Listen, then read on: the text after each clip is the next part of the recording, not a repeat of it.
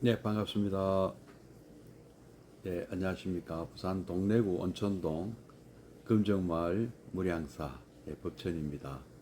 법천 스님과 함께하는 불교 공부방 밴드에서 매주 화요일, 수요일 찾아뵙고 있습니다. 호정 거사님 반갑습니다.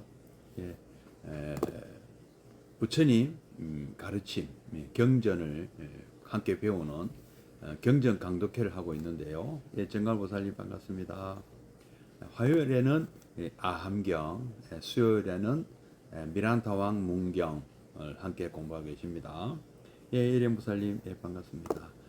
오늘은 불기 2567년 9월 20일 수요일입니다.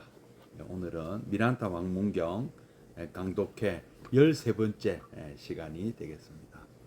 함께 3기의례부터 시작하도록 하겠습니다.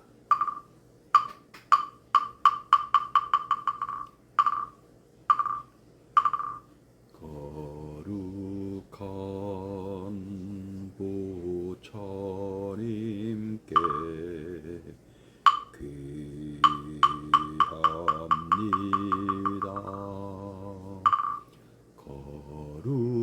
거룩한 가르침에 귀합니다. 거룩한 승가에게 귀합니다.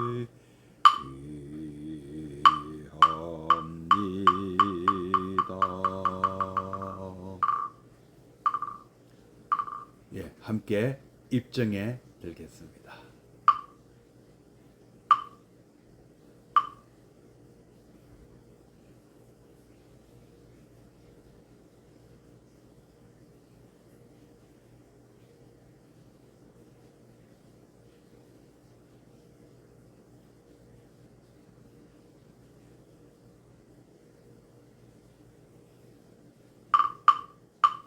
입정 바로. 수정한 보살님, 반갑습니다. 네. 이제 오늘 또 비가 엄청 좀 전 저녁에 갑자기 많이 왔습니다. 다들 건강 관리 잘 하셔야 되겠습니다. 엄청 더웠다가 습기가 또 굉장히 높고 그래서 참 감기 걸리기 딱 좋고 컨디션 몸이 아마 좀 몸살도 나고 뭔가 좀 힘드실 가능성이 많습니다. 따뜻한 물 많이 드시고 영양 섭취 잘 하시고요. 온도 조절 잘 하십시오. 자, 오늘 불기 2567년 9월 20일 수요일 미란타 왕 문경 이시카미 젠노 교수님이 쓰시고 현암사에서 출간한 미란타 왕 문경 오늘 강독회 13번째 시간 시작하겠습니다. 오늘은 73페이지를 할 텐데요. 일실보살님 반갑습니다. 지난 시간에는 우리 부처님의 자비에 대해서 공부를 했습니다. 오늘은 주로 좀 이렇게 지혜에 대한 내용이 되겠습니다. 그럼 73페이지를 한번 제가 먼저 한번 읽어보도록 하겠습니다. 교재가 있으신 분들은 73페이지를 봐주시고요. 없으시더라도 제가 천천히 한번 읽어드리고 또 한번 또 같이 새겨볼 것입니다. 진실한 지혜, 불필요한 지식. 불교 교단에서는 교단의 평화를 깨뜨릴 수 있는 행동이 나타날 경우 그때마다 한 조문의 계율을 제정해 갔다. 위반하는 사람이 없는데도 처음부터 이런 것 저런 것을 예상하여 틀에 박힌 계율을 만든다는 것은 처음부터 부처님의 뜻이 아니었다. 계급 제도에 입각한 인도 일반의 율법을 떠나 인간 평등의 원리 밑에 교단을 만들게 된 것도 그런 특색 때문이라 할 수 있다. 그러나 메난드로스 왕은 바로 그 점에 대해 질문을 계속해 갔다. 메난드로스 왕은 이렇게 물었습니다.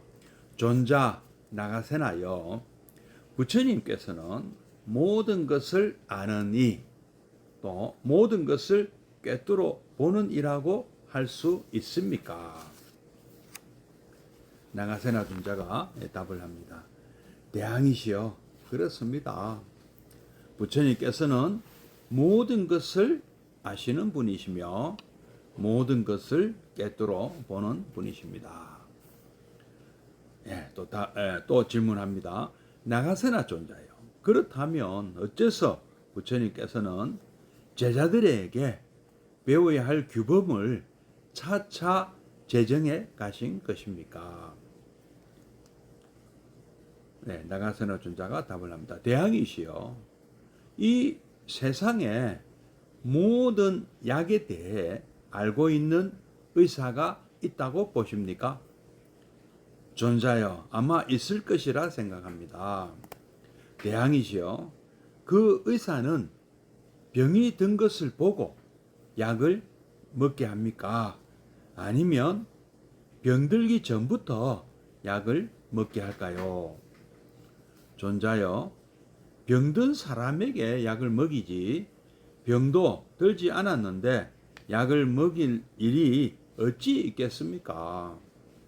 대왕이시여, 그것과 마찬가지로 부처님께서는 모든 것을 아시는 분이요, 모든 것을 꿰뚫어 보시는 분이긴 해도 적당하지 않은 때에 어떤 규범을 제정하지는 않은 것입니다.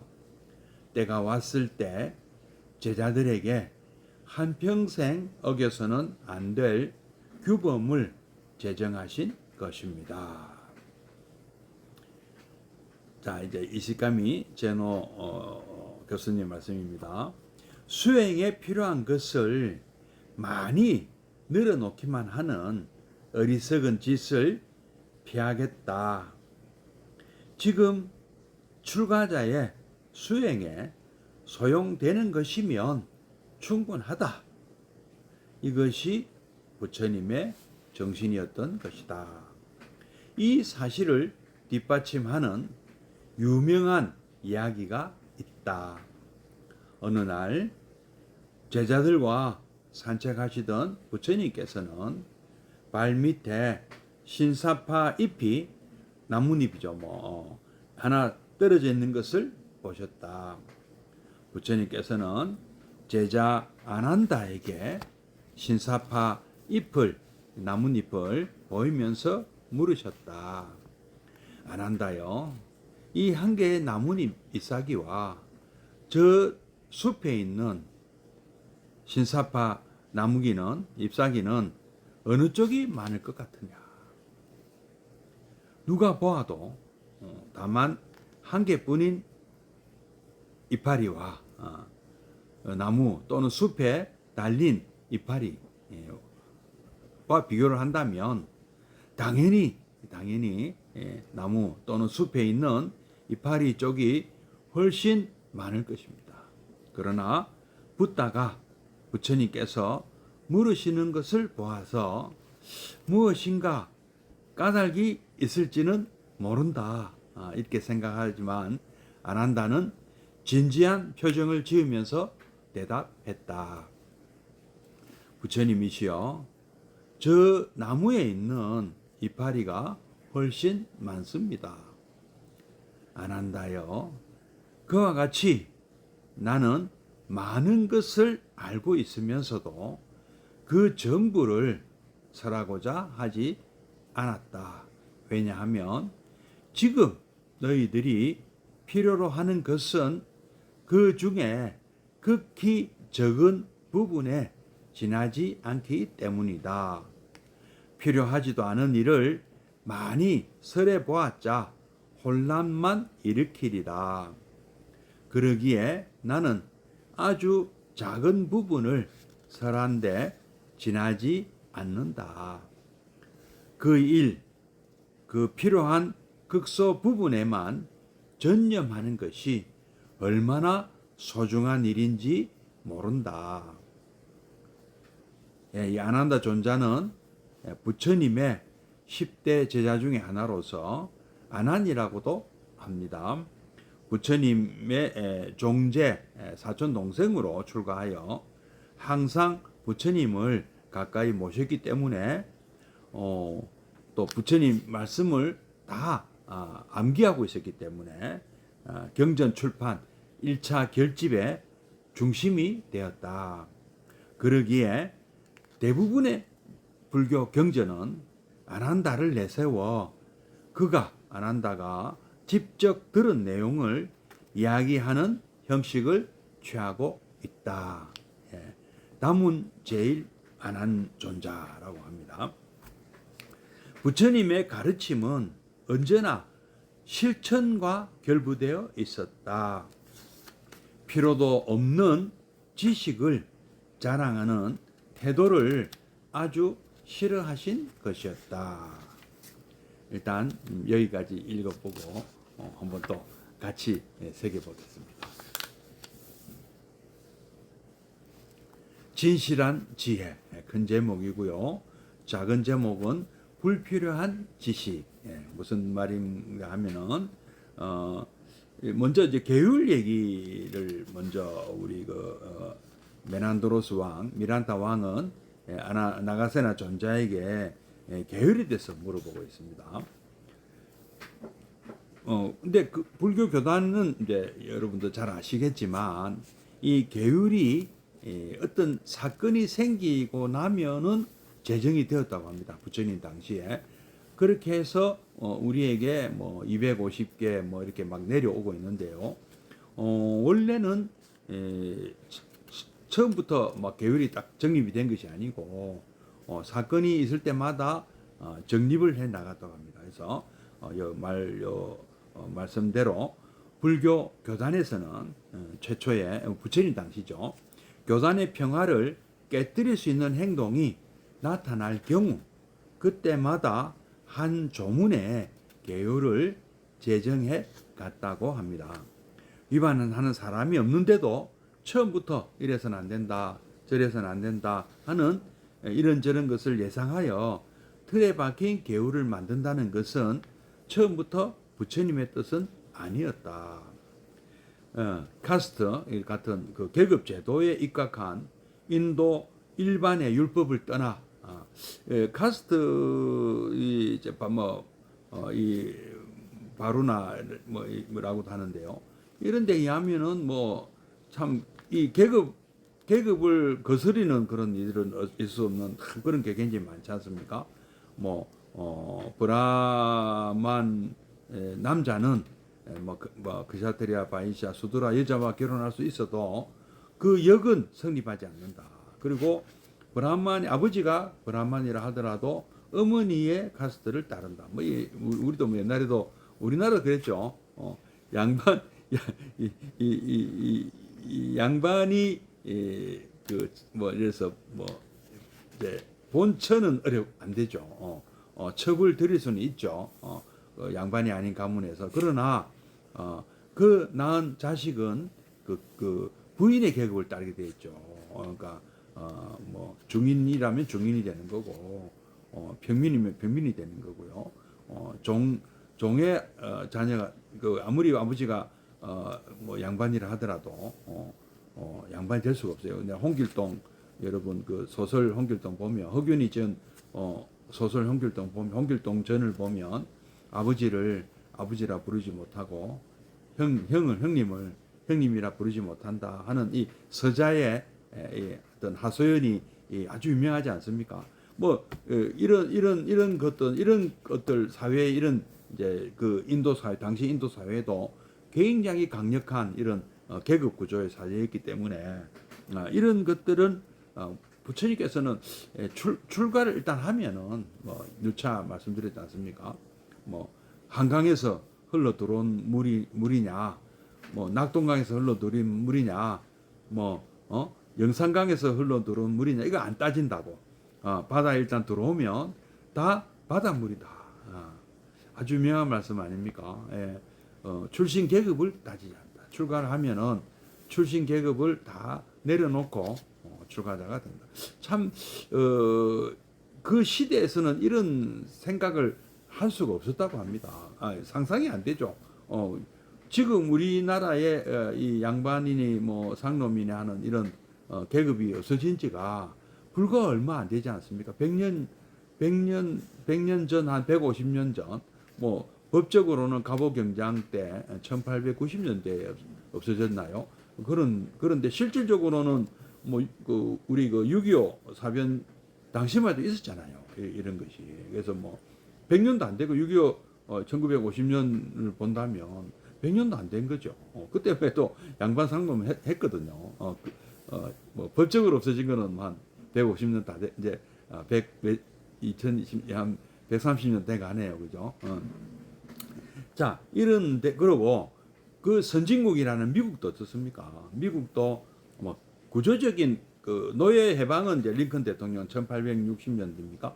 그때 이루어졌지만 그 인종차별은 1960년대만 해도 굉장히 강했거든요. 지금도 간혹 뭐 그런 사건이 터집니다. 그죠? 우리 뭐 LA 폭동 사건도 그래 났고요.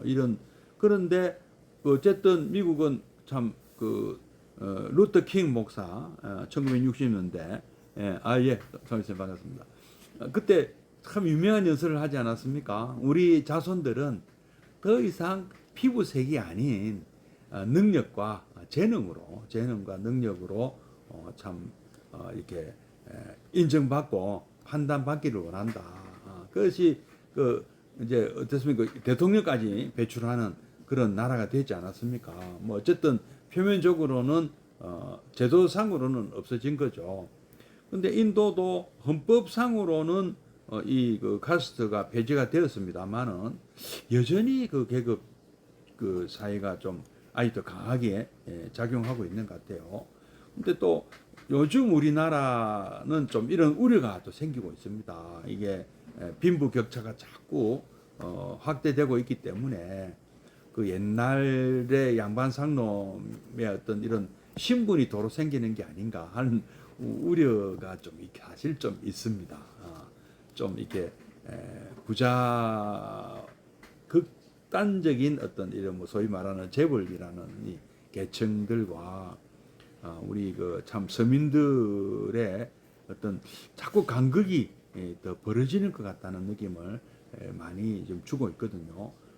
그래서 이런 거 참 조심해야 된다는 생각을 합니다. 그리고 실제로 이런 부처님 당시에 어떤 이런 평등 사상은 지금 이 메난드로스 왕에게도 영향을 사실 준 거예요. 우리 얘기의 주인공, 우리가 꼭 배우고 있는 이 메난드로스 왕과 나가세나 존자의 이 대담인 미란타 왕 문경의 주연격인 미란타 왕, 그리스 말로는 메난드로스 왕은 바로 이 점에 매력을 느낀 겁니다. 그러니까 외국인은요, 외국인은 무조건 인도에서는 최상위 계급이 들어갈 수가 없습니다. 그러니까 왕이라 하더라도 최상위 계급은커녕 최하위 계급으로 편성이 된다고 합니다. 그래서 참 이거는 아니다. 그러니까 외부인들이 인도의 주류 사회에 이렇게 아무리 무력으로 정복을 해도 들어가기가 어렵다는 말씀입니다. 참 어떤 그런 문화가 아주 강하게 있었나 봐요. 그래서 메난드로스 왕은 그리스 사람들은 이런 뭐 특별한 종교 색채가 그리 강한 나라가 아니었거든요.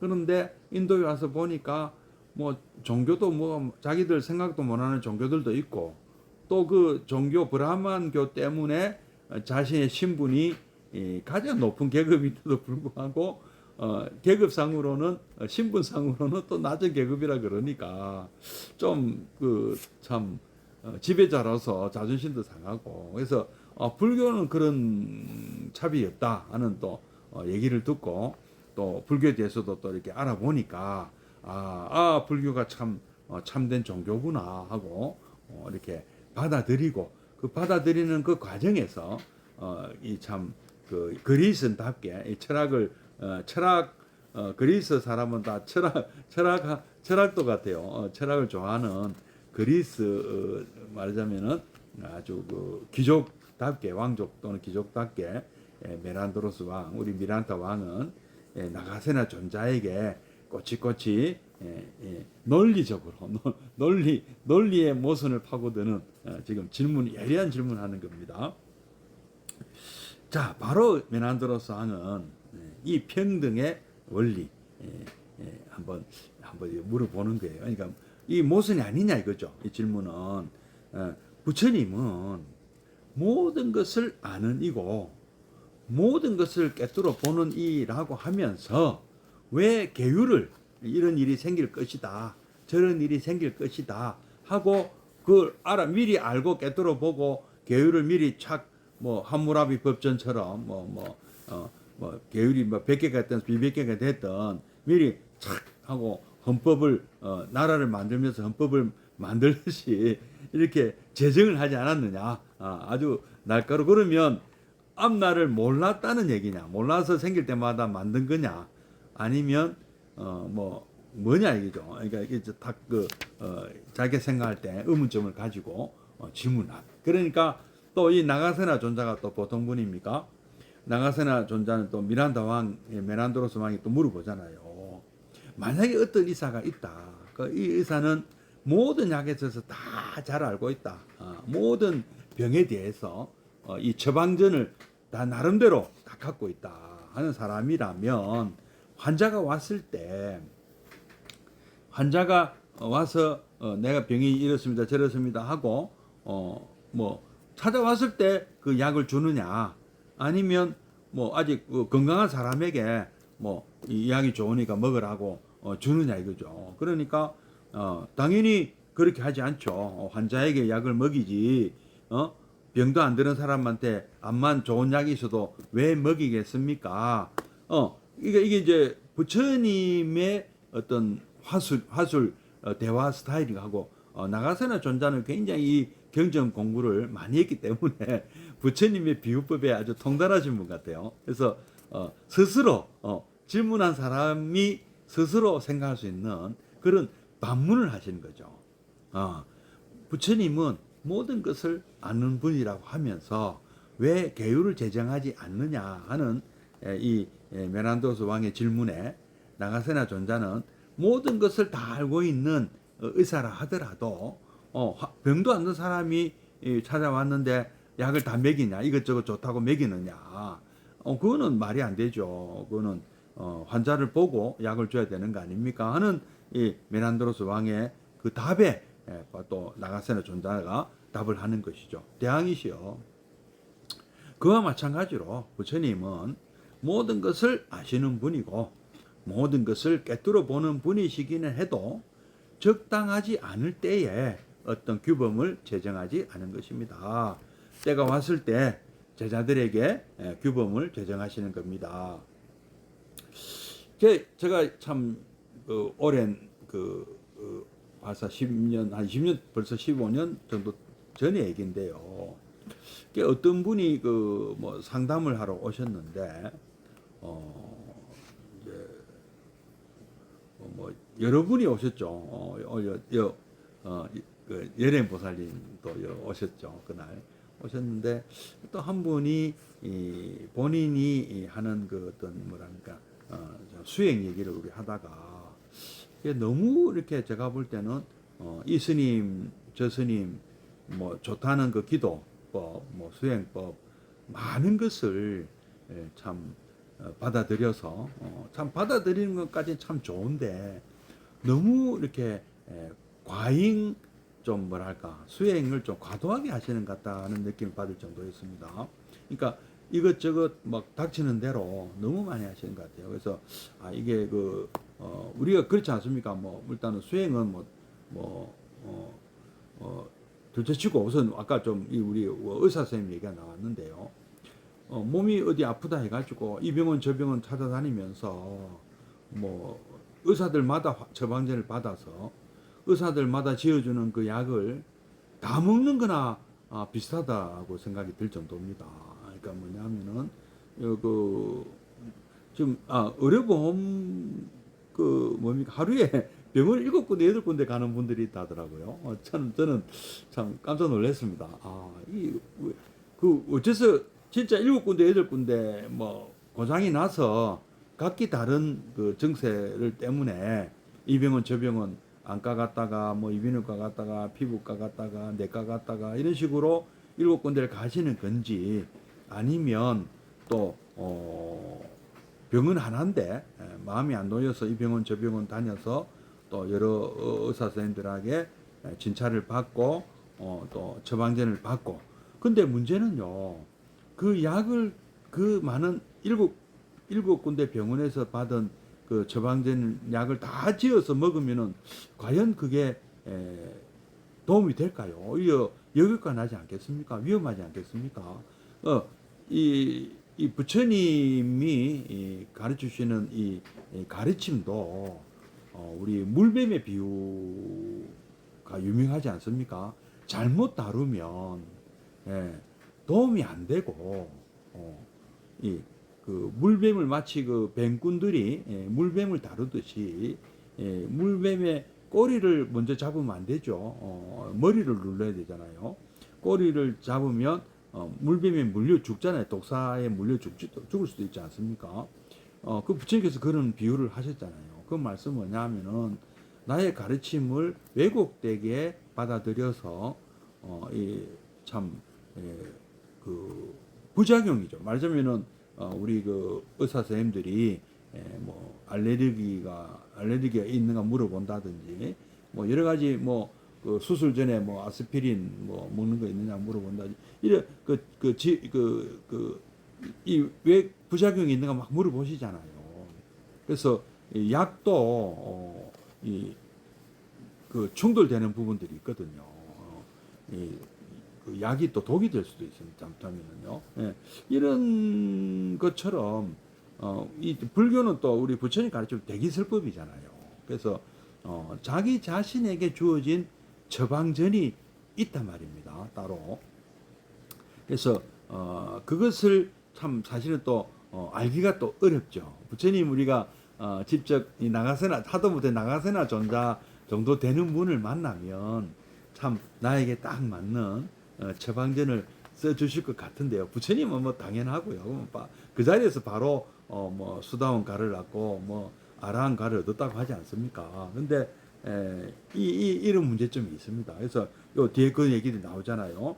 이 스카미 제노 교수님도 그런 말씀. 수행에 불필요한 것을 많이 늘어만 놓고 딱 필요한 수행만 해야 되는데, 아무리 좋은 수행도 많이 늘어놓고 하는 도움이 안 되거나 또는 지나치거나, 그 약 모르고 오용 말고 약 좋다고 남용 말자 라는 것도 우리도 해당된다. 여기도 출가자가 딱 수행에 딱 필요한 자기에게 딱 맞는 수행법 이건 보면 충분하다.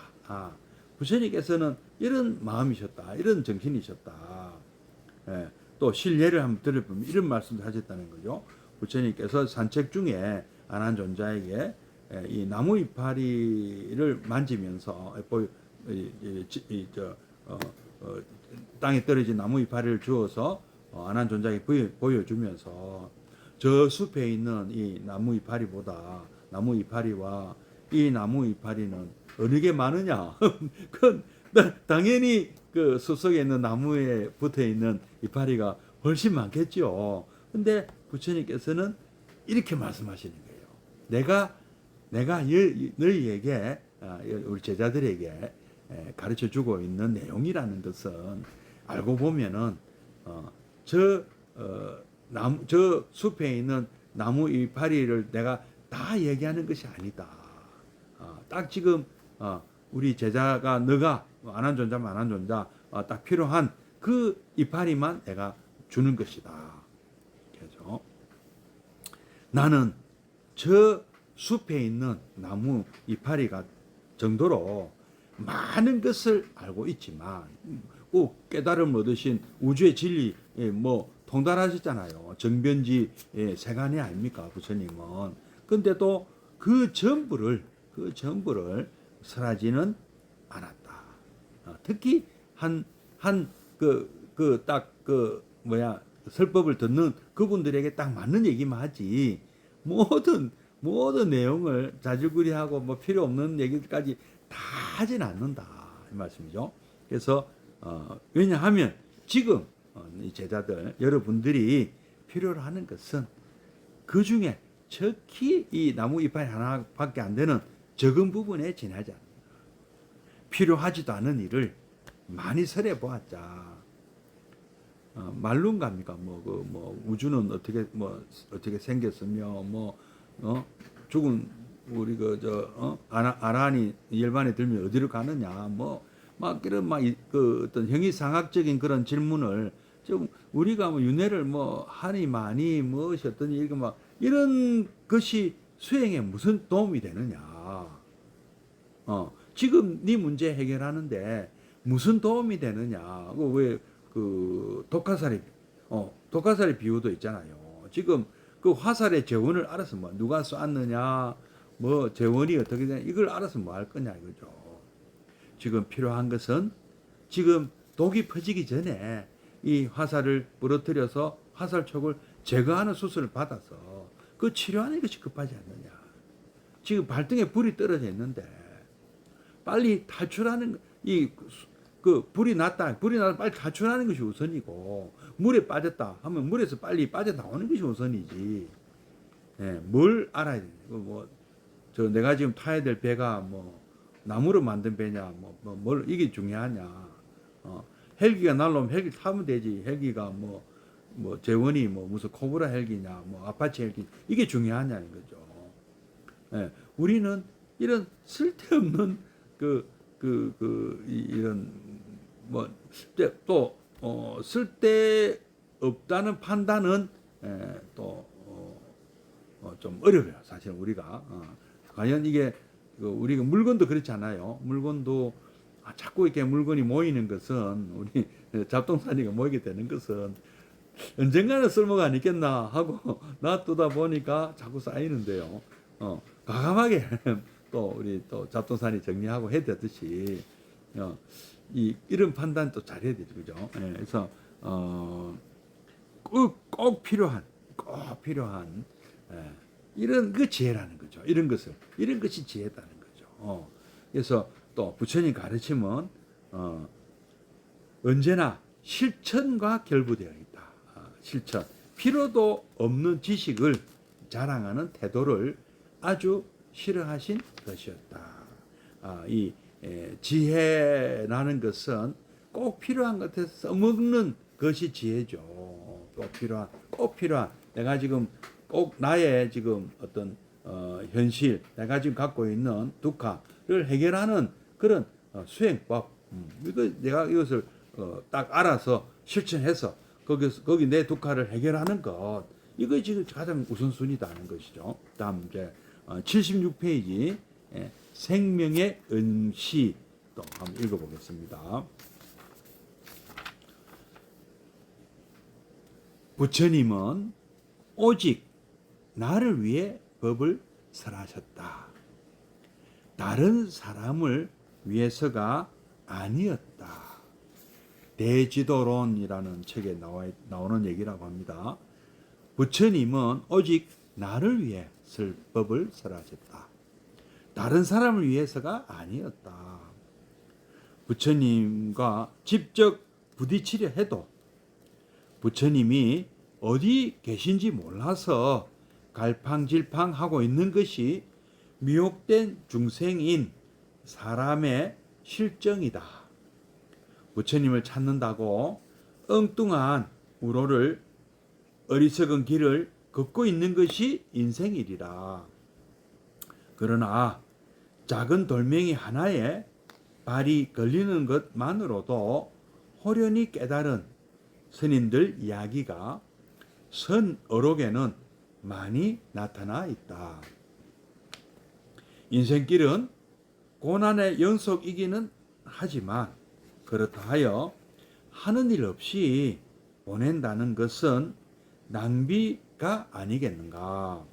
사람은 수수께끼인 인생 자체를 단시일 안에 해결하고자 무리를 해보아도 그 결과는 뻔할 것이다.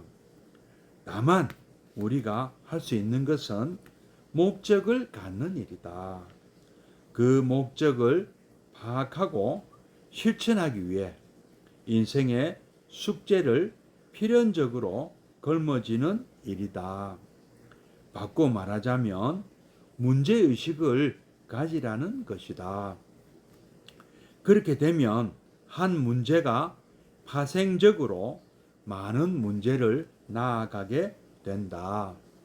이런 문제의식이 많은 사람일수록 풍부하고 깊이 있는 사람이다. 그러므로 돌멩이 하나도 큰 정신적 전개를 가져올 기현이 되고 아무렇지 않은 말에서도 새로운 의미를 느낄 수 있는 것이다. 문제의식을 갖지 못한 사람이 선 오록에서처럼 순간적인 전기를 지닐 수는 없다. 선에서는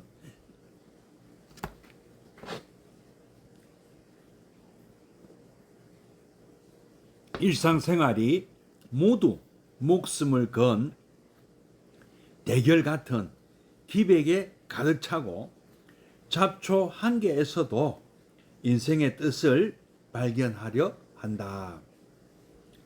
중국에서 전개한 선은 하루 일하지 않으면 하루 먹지 않는다. 일일부작, 일일부식. 아주 유명한 말씀이죠. 는 말이 상징하듯 노동에 종사하면서 이루어졌다.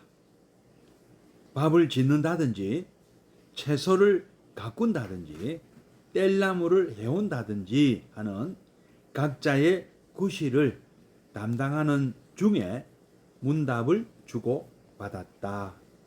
밭을 갈면서 스승과 제자는 촌철살인의 날카로운 말을 주고 받았다. 일거수일투족이 모두 선의 가르침과 연결된 것이었다. 공부라는 말은, 쿵푸 공부라는 말은 원래 선에서 나왔다. 이런 단련이 사람의 사색을 깊게 만드는 것이다. 섣부른 교육이니 지식이니 하는 것은 여기서는 소용에 닿지 못한다. 단련을 통해 어떤 일에건 흔들리지 않는 깊은 사색력을 지닌 사람이 탄생하는 것이다. 이제까지 잡초이던 것이 그 잡초를 매개로 하여 일대 전환 내지 비약을 가져왔다면 잡초도 부처님의 한 모습이라 할 수 있다. 그러기에 선에서는 스승을 소중히 여긴다.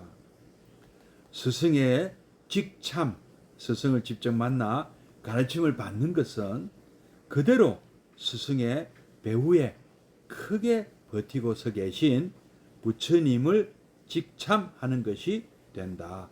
부처님을 직접 만나 뵙고 가르침을 받는 것이 된다. 그렇게 될 때 부처님과 자기가 직결되며 제3자의 매개가 필요 없게 된다. 부처님께서는 자기만을 위해 법을 설하고 계신다고 받아들이는 태도가 그곳에야말로 있는 것이라 하겠다. 또 인생의 과제를 걸머지고 경전에 대하여 자기 고민을 털어놓을 때 입 없는 경전이 우리에게 말을 시작한다. 그야말로 부처님께서는 나 혼자만을 위해서 말씀하시는 것이다. 이런 절박한 동기 없이 경전을 외우기만 한다면 그야말로 우의독경 소기에 경 읽는 것과 별로 차이가 없을 것이다. 아미타불의 5급 사유의 원, 아미타 부처님이 법장 스님이라고 불리던 시절 5급을 생각한 끝에 48가지 대원을 세우셔서 극락 정토를 건설한 일을 얘기한다고 합니다. 불설 무량수경에 나오는 내용인데 아미타불의 5급 사유의 대원을 잘 생각하니 오직 신라는 이제 일본 스님을 얘기합니다. 오직 신라 자신 한 사람을 위하심이었다. 이 신라 스님의 이 말씀은 그런 종교적 체험을 또 얼마나 생생하게 전하고 있는 것이겠나. 신라 스님의 말의 배후에는 지켜보고 계신 부처님의 예지가 빛나고 있다. 예, 부산에 엄청 비가 지금 많이 오고 있어서 위험하다고 합니다. 예. 부처님의 예지와 또 지식을 일체 포기함으로써 얻어진 신라 스님의 지혜가 하나로 융합돼 버린 세계가 전개되고 있다. 이것을 유불여불의 경지라는 것이다. 유불여불은 오직 부처님만 서로 부처님과 부처님만이 이해하는 경지다. 부처님과 부처님이 마주 대하는 경지라는 것이다. 영혼을 응시하는 지혜의 눈이 빛나고 있는 세계, 부처님의 세계를 아는 것이 모든 현상이나 배후에 있는 이법, 이치 진리를 추구하는 법을 체득하고 있는 것이다. 이것을 지혜, 불교에서 말하는 바냐라 한다. 일단 여기까지 읽겠습니다. 예. 자, 76페이지 생명의 응시, 소제목은 생명의 응시인데요. 한번 그 일부만 읽었습니다. 좀 길어서요. 부처님은 오직 나를 위해 법을 설하셨다. 대지론원에 나오는 말씀이라고 합니다. 다른 사람을 위해서가 아니었다. 오직 나를 위해서. 저도 이런 체험을 했습니다. 경전을 읽다가 문득 드는 생각이, 어쩌면 부처님께서 이렇게 무릎을 마주대고 앉으셔서 저에게 조목조목 이렇게 짚어주면서, 경전을 짚어주시면서 말씀을 하시는 것 같다 하는 그런 느낌을 받았고요. 또 그런 느낌이 들었을 때 정말 눈물까지 나는 체루비읍의 어떤 체험도 여러 차례 해보았습니다. 이 정말 이게 참 실감이 나는 말씀인데요. 우리는 뭐 대부분, 저도 처음에는 그랬죠. 부처님이 직접, 부처님 직접 만나면 얼마나 좋겠나. 경전을 보면서 처음에 그런 생각했습니다. 보면 부처님을 만나는 분들은 우리 제가불자라면 수다원가에 이르고, 법구경 제가 만년필로 쓴 거 올리는데요. 그 자리에서 제자자들은 수다원가를 얻게 되고, 출가자들은 아라한가를 얻게 되는 사례가 수없이 나오지 않습니까? 참 부처님 직접 만나면 얼마나 좋을까. 제일 빠를 것 같은데 그게. 예. 그래서 근데 지금 부처님이 어디 계신지를 우리가 못 찾는 거죠. 부처님 찾아서 갓바위도 가보고요. 그죠? 부처님 찾아서 남의 보리암도 가보고, 또 부처님 찾아서 또 어디입니까? 봉정암에도 올라가 보고, 동쪽 끝에도 가보고, 서쪽 끝에도, 홍련암도 가보고, 서쪽 끝도 가보고, 다 다녀보셨잖아요. 보문사, 강화도 보문사도 가보고, 그렇지 않으셨습니까? 또 심지어는 제주도 끝에 마라도에도 절이 하나 있더라고요. 그죠? 이렇게 부처님 찾으러 산 속에 바다, 섬 가운데 막 찾아다니고 있지만, 인도까지 가시죠. 그죠? 인도도 막 부처님 출가 성지, 그다음에 탄생하신 룸비니, 또 성도하신 바라나시, 막 찾아다니시죠. 그죠? 예. 자, 이게 그렇게라도 찾을 수만 있다면, 참 부처님 법문 한 자락 우리가 직접 들을 수 있다면 얼마나 좋겠습니까? 참 이게 우리의 심정이죠, 그죠? 이 지금 또 근데 또 갈팡질팡 하고 있죠. 어디 계신지 몰라가지고. 그러나 이 부처님을 찾는다고 엉뚱한 길을 헤매고 있는 것이 우리 인생이다. 우리 불자님들 인생이다.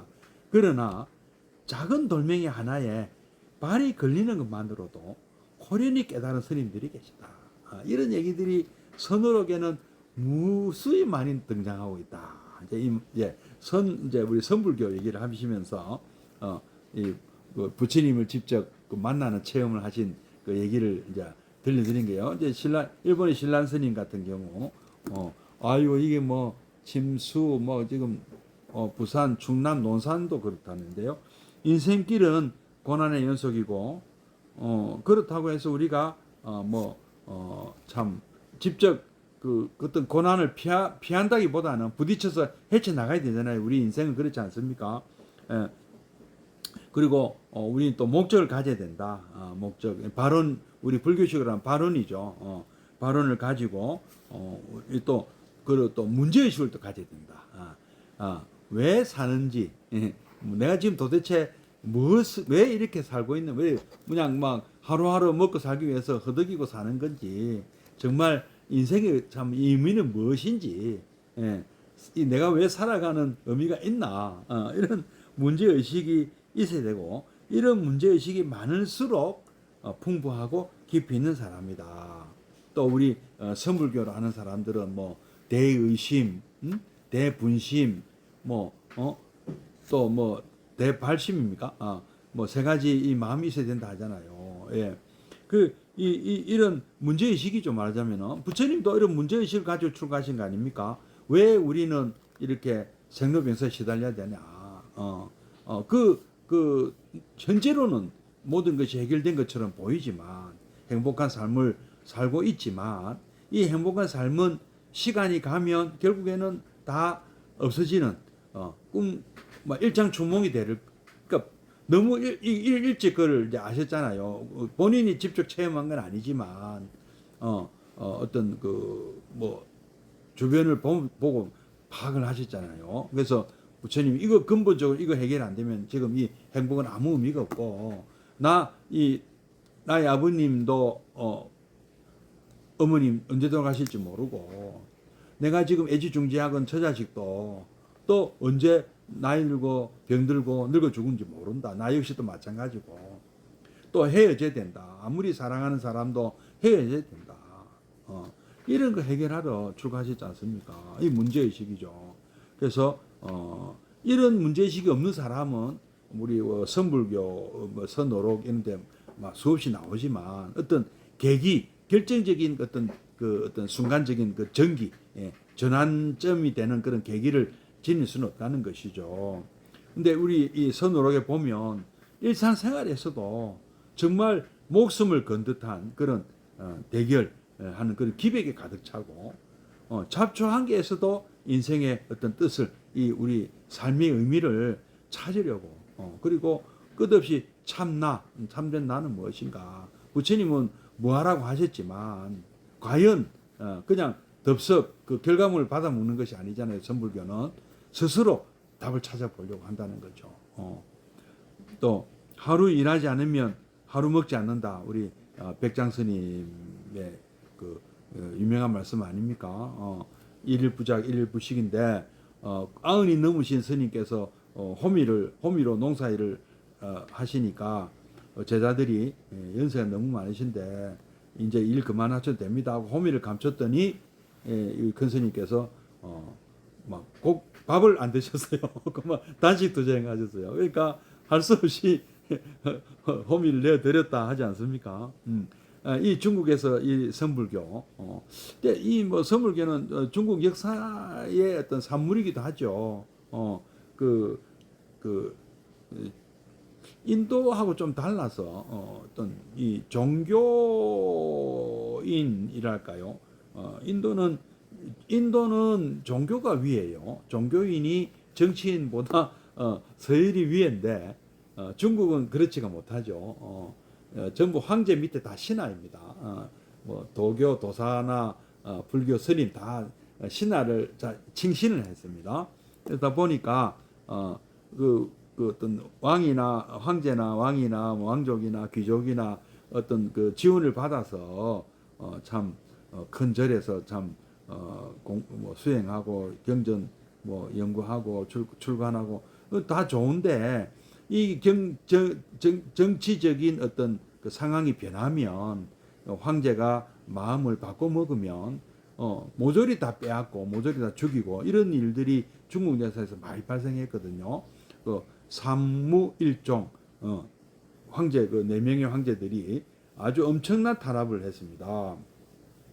그래서 산속에서 스스로 탁발도 안 하고 스스로 밭을 일구며 묵고 사는 스님들만 살아남을 수 있었던 것이죠. 그래서 선불교는 뭐 물론 이제 도교의 영향도 받았고 또 중국이라는 어떤 나라의 어떤 문화, 정치 문화, 종교 문화 이런 영향도 받아서 이렇게 발전을 했습니다만은 여기서는 이런 이 아주 치열한 이런 노동 일을 하면서도 다 그 치열한 어떤 선적인 그런 정신으로 아주 그 구도심으로 이렇게 이신전심에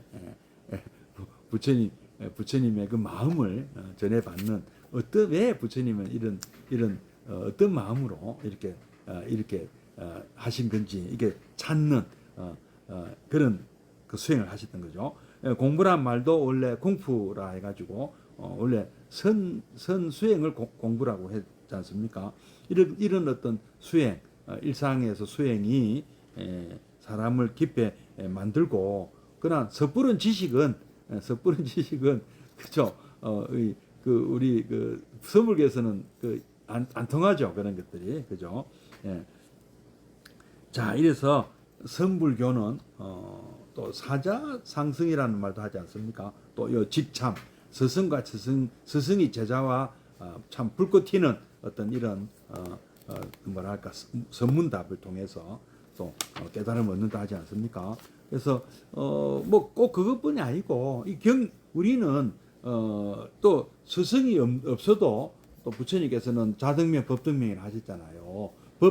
법에서 길을 찾으라고 하죠. 부처님 경전을 또 통해서도 우리는 어떤 여기도 뭐 78페이지 위에 보면 그런 말씀하셨잖아요. 인생의 과제를 걸머쥐고 경전을 대하며 자기 고민을 털어놓을 때 솔직히 내가 지금 나는 이런 문제를 두 가지를 갖고 있는데 그 경전의 답을 찾았단 말이에요.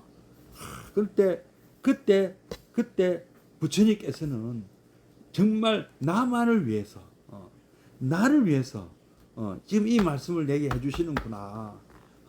무릎을 맞대놓고 이렇게 짚어주시면서 이게 해주시는 너무너무 고맙고 너무너무 와닿는 그런 법문 말씀을 해주신다. 우리가 그래서 뜻을 알아야 되는 거죠. 무조건 외워가지고는 알 수가 없는 것이죠. 한문 경전 뜻 모르고 물론 그것도 뭐 우리가 번뇌를 없애는 데 도움 되긴 돼. 잡념을 없애는 데 도움 되긴 합니다만은 그래도 왜 부처님께서 내게 이런 말씀을 하셨는가?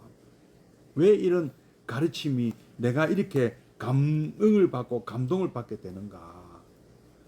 이런 이제 종교적 체험이라고 하는 거죠. 그것을 우리 이시카미 젠노 교수님은 일본의 신란 스님도 그런 것을 체험했다는 그런 말씀이네요. 그래서 요 신란 스님 말씀부터는 한 번 더 다음 주 수요일에 한 번 더 거기서부터 또 말씀을 드려보겠습니다. 여러분도 우리 부처님 말씀을 통해서 이 미란타 왕문경 또는 뭐 화열하고 있는 아함경 어떤 경전이 되었던 우리 화엄경 보현 행원품이 되었던 건강경이 되었던 법화경이 되었던 또는 니까야 뭐 다 좋습니다. 법구경 뭐 아함경 뭐 다 좋습니다. 어떤 경전에서든 아마 부처님을 직접 대하는 그런 종교적 체험 반드시 아마 체험하실 수 있을 것입니다. 여러분 열심히 우리 불자로서 부처님 말씀 하나라도 더 알아가는 또 자기에게 맞는 그런 수행법 또는 자기에게 맞는 가르침 꼭 만나시길 바랍니다. 예, 그럼 잠시 입증해 드리겠습니다.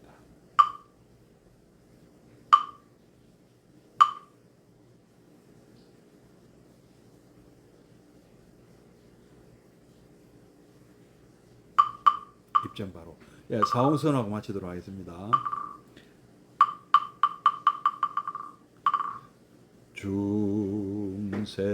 중생을 다 건지오리다. 번뇌를 다 끊으오리다. 법문을 다 배우오리다. 불도를 다 이루오리다.